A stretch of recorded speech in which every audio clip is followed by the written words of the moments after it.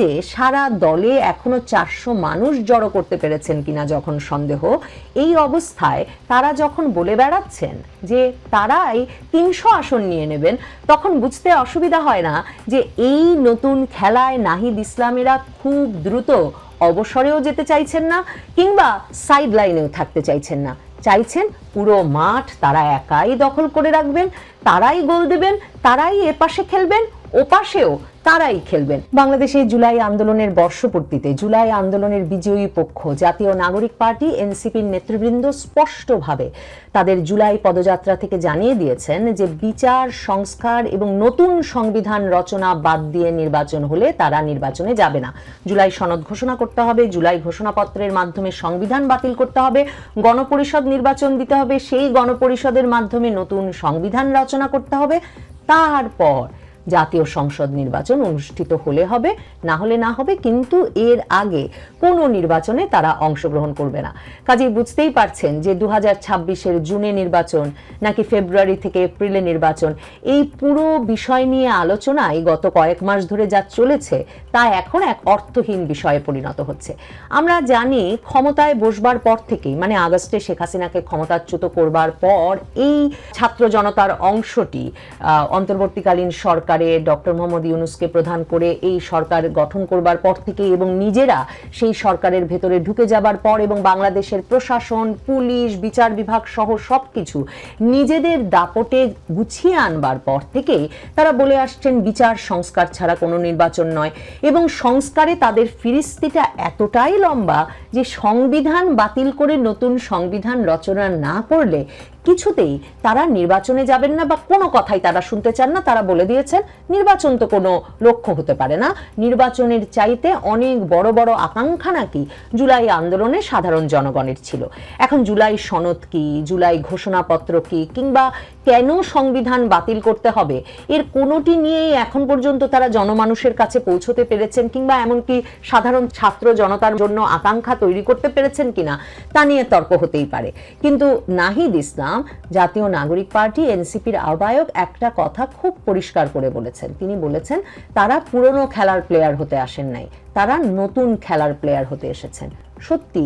বাংলাদেশ জুড়ে যে খেলা গত আগস্টের পর থেকে তারা শুরু করেছেন, এটা বাংলাদেশের ইতিহাসে অভূতপূর্ব। বাংলাদেশে এর আগেও গণ আন্দোলন হয়েছে, অভ্যুত্থান হয়েছে, সরকার পতনের ঘটনা ঘটেছে, কিন্তু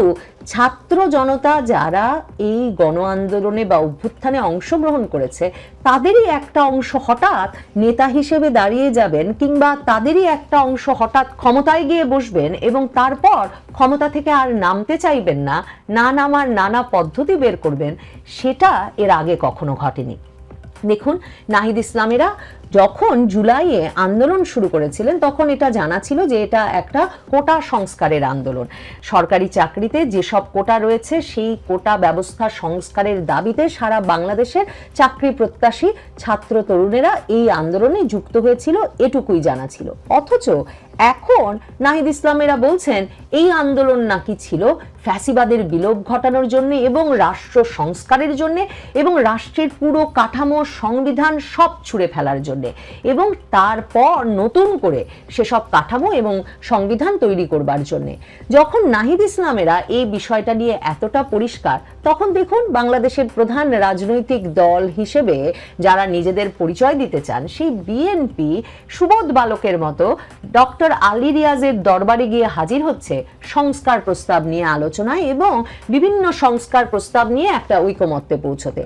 সেই সংস্কার প্রস্তাব নিয়ে আলোচনা কি করে প্রাসঙ্গিক, যখন অভ্যুত্থানের বিজয়ী পক্ষ সরাসরি বলছে সংবিধান বাতিল করে নতুন সংবিধান রচনা না করলে তারা নির্বাচনে যাবে না।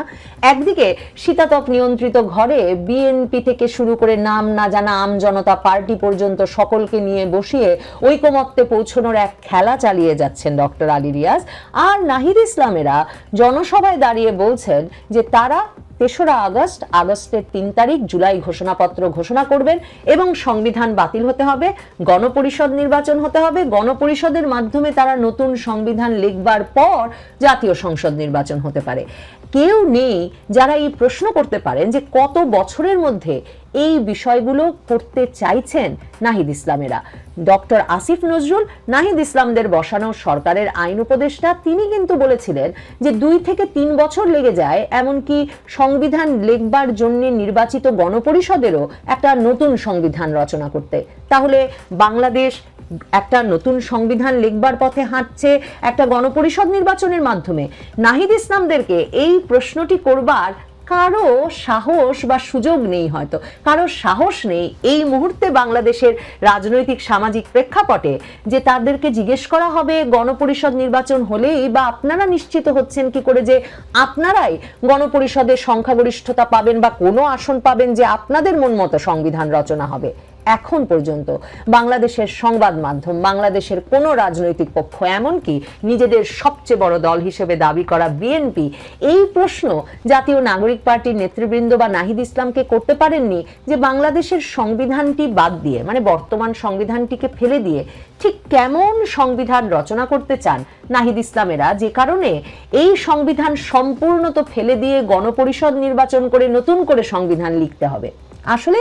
ক্ষমতা ছাড়তে চাইছেন না এই ছাত্র তরুণেরা। তাদেরকে তো কেউ প্রশ্ন করেননি আসলে যে কেন ঢাকা বিশ্ববিদ্যালয়ের এক ঝাঁক তরুণ তারা মিলেই জাতীয় নাগরিক পার্টির ক্ষমতার কেন্দ্রে অধিষ্ঠিত হয়ে গেলেন এবং তারাই কেন সারা বাংলাদেশ দাপড়ে বেড়াচ্ছেন, প্রশাসন, পুলিশে, বিচার বিভাগে নিজেদের ইচ্ছামতো নিয়োগ দেওয়া থেকে শুরু করে নিয়োগ বাণিজ্য সহ নানা রকম জবরদস্তিতে জড়িয়ে পড়ছেন। কেন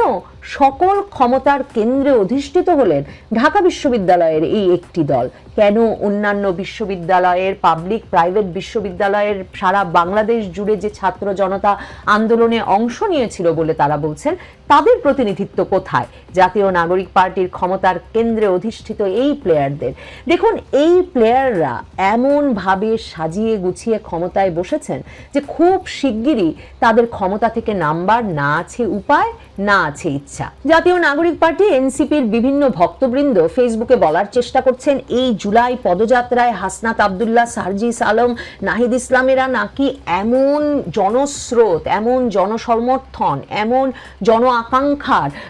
প্রতিফলন তুলে ধরছেন বাংলাদেশের জেলায় জেলায় যে বাংলাদেশের সাংবাদিক আর সংবাদ মাধ্যম ফ্যাসিস্টের দোসর হওয়ায় আর পুরনো ব্যবস্থার দোসর হওয়ায় তারা সেই জনসমর্থন, জনসমুদ্র দেখতে পাচ্ছেন না। আপনি যদি এমনকি জাতীয় নাগরিক পার্টির বিভিন্ন নেতৃবৃন্দের শেয়ার করা ছবি, ভিডিও দেখেন, তাহলে দেখবেন যে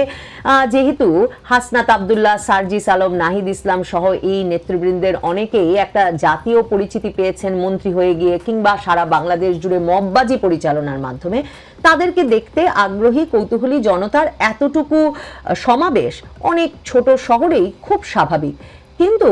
এই সমর্থনকে ভোটের সমর্থনে নিয়ে যাওয়ার আস্থা বা আত্মবিশ্বাস সত্যি যদি জাতীয় নাগরিক পার্টির এই নেতৃবৃন্দের থাকতো, তাহলে বরং নিজেদেরকে নানা জায়গায় বিতর্ক, সমালোচনার কেন্দ্রে থাকবার সুযোগ না দিয়ে জাতীয় নাগরিক পার্টির নেতৃবৃন্দের জন্য খুব স্বাভাবিক ছিল দ্রুত নির্বাচনে গিয়ে জনগণকে তাদের ভোট দিয়ে অন্তত কিছু আসনে নির্বাচিত করে নিয়ে এসে তাদেরকে একটা দীর্ঘমেয়াদী রাজনৈতিক অবস্থানে নিয়ে আসার পথ সুগম করা। কিন্তু তারা কি সেটা করছেন? তারা বরং যখন নিবন্ধনের জন্য আবেদন করতে নির্বাচন কমিশনে উপস্থিত হচ্ছেন, তখন গিয়ে বলছেন তারা সংস্কার করে নিম্নকক্ষকে যে 300 আসন থেকে 400 আসন করতে চাইছেন, সেই সংসদ নির্বাচনে 400 আসনের 300 আসনই নাকি তারাই পাবেন। এই যে সারা দলে এখনো 400 মানুষ জড়ো করতে পেরেছেন কিনা যখন সন্দেহ,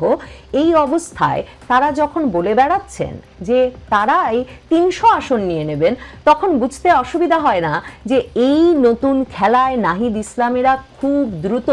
অবসরেও যেতে চাইছেন না কিংবা সাইড লাইনেও থাকতে চাইছেন না। চাইছেন পুরো মাঠ তারা একাই দখল করে রাখবেন, তারাই গোল দেবেন, তারাই এপাশে খেলবেন, ওপাশেও তারাই খেলবেন। এর একটা প্রমাণ বলি, এর একটা উদাহরণ দেই। দেখুন, যখন নাহিদ ইসলামেরা জুলাই পদযাত্রা করে জেলায় জেলায় গিয়ে বলছেন এই হলে নির্বাচন করব না, ওই হলে নির্বাচন করব না, তখন জামায়াতের আমির ডাক্তার শফিকুর রহমান, যারা মূল রাজনৈতিক শক্তি হয়ে, জনশক্তি হয়ে জুলাই আন্দোলনের সময় থেকে এখন পর্যন্ত আছেন এই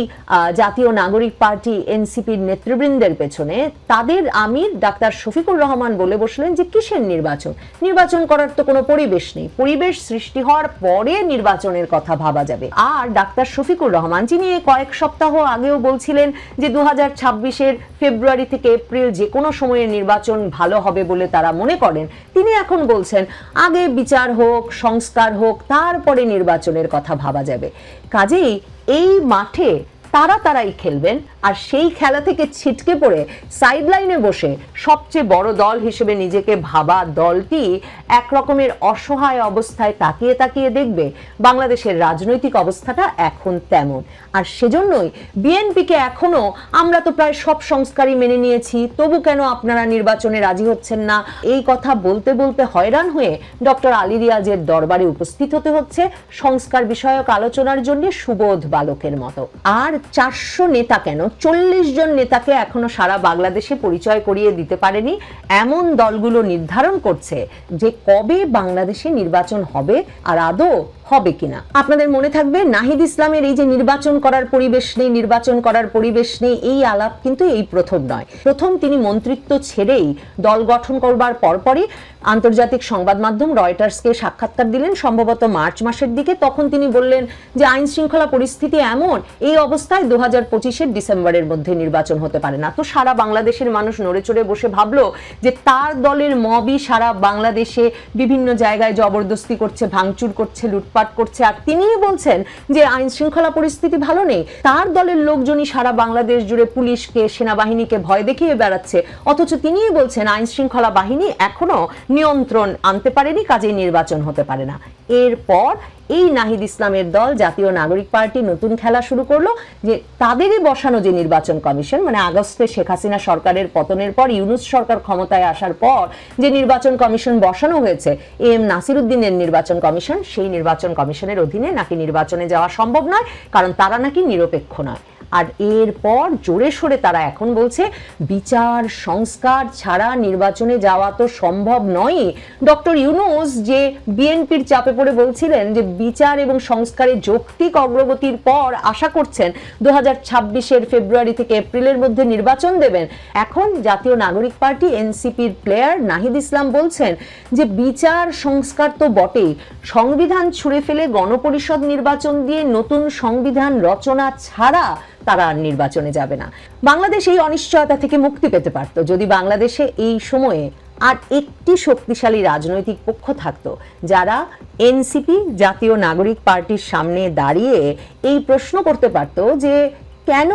জাতীয় নাগরিক পার্টি বা এনসিপি নির্ধারণ করবে বাংলাদেশে কবে নির্বাচন হবে, কেন যে দলটি সবে নিবন্ধনের আবেদন করেছে, সবে তার নির্বাচনী প্রতীক ঠিক করেছে, সেই ছাত্র তরুণদের একটি অংশের দলই নির্ধারণ করবে যে বাংলাদেশের সংবিধান ছুঁড়ে ফেলতে হবে কি হবে না,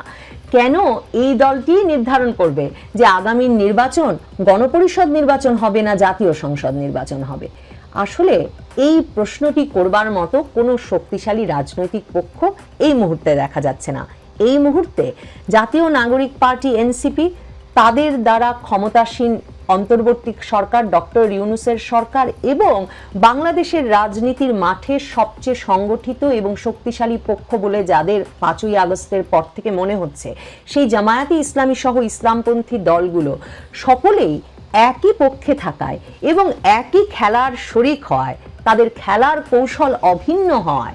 এই সময়টায় খেলায় সম্ভবত জাতীয় নাগরিক পার্টি এনসিপি ক্রমাগতভাবে জিততেই থাকবে। সেই জয় তাদেরকে ব্যালটের মাধ্যমে নিশ্চিত করতে হবে না। মাঠে যে খেলা চলছে সেই খেলা থেকে বাংলাদেশের মানুষের ব্যালটে মতামত দেওয়ার সুযোগটি এখনো অনেক দূরে। তাই নাহিদ ইসলাম একেবারে শতভাগ